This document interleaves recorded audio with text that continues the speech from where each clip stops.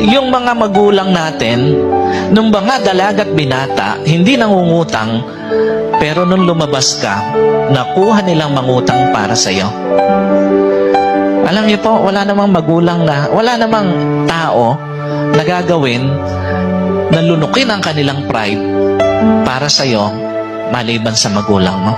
Yung totoong gagawin lahat, mangungutang kahit mapahiya, ibibigay lahat-lahat para sa kanyang anak.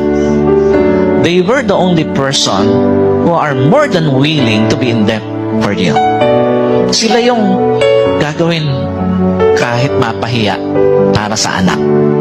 Marami pong mga magulang, again, natutong lunukin ng pride para sa kanilang mga anak. Yung mga barkada mo, tutulong yun hanggat kaya nila. Pero pag hindi na nila kaya, hihinto na yon. Yung mga natulungan mo, tutulong sila gaya ng naitulong mo sa kanila. Pero pag kalagpas na ron, hihinto na rin.